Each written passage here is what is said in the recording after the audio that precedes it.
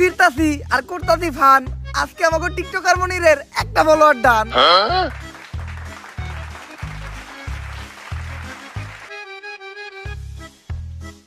আলহামদুলিল্লাহ আমাকে টিকটকার মনিরের একটা ফলোয়ার ডান হিসেবে আমাকে এই মিলন মেলা সফল হইলো। গুরু মিলন মেলা সফল হইলো কেমনে? আমাকে সবার কাছ থেকে চাঁদা উঠাইছেন 1200 টাকা করে। সবাই নাকি একটা করে গেঞ্জি দিবেন, ভালো রিসোর্টে নিয়ে যাবেন, আবার সুইমিং পুলে গোসলও করাবেন, সব শেষে সবাই নাকি একটা করে প্রাইজও দিবেন। এইগুলা তো কিছুই করলেন না, আর উল্টা রিসোর্টের কথা কয়ে আমাকে সবাই নিয়েছেন এই ভূতের বাড়িতে। করস টিকটক আবার রিসর্টে যাইতেছাস। রিসর্টের যে ভাড়া তাই অল্প টাকার ভিতরে এই জায়গায় নিয়েছি। বুঝছি গুরু, আপনি টেহা বাঁচিয়ে কক্সবাজারে নীলারে ভাও করবেন।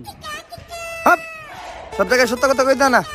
আই তাইলে আমাকে এই মিলন মেলা উপলক্ষে আমরা সবাই মিলে একটা টিকটক ভিডিও বানাই লাই। চলে এই যা তুই ক্যামেরা ধর। মিলন মেলা করতাছি আমরা সবাই একসাথে মিলা, আসতাছি আমরা কক্সবাজার। রেডি থেকো তুমি নীলা।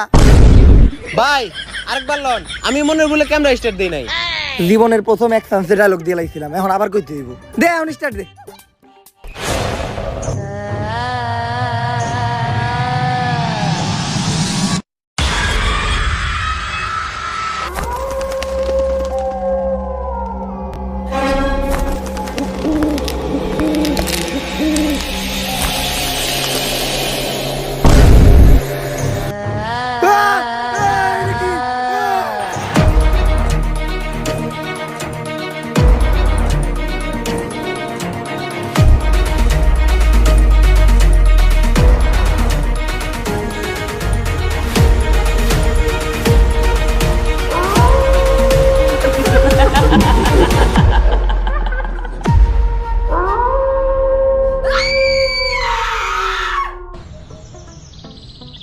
এইবার কঠিন একটা স্ক্রিপ্ট লিখতাছি।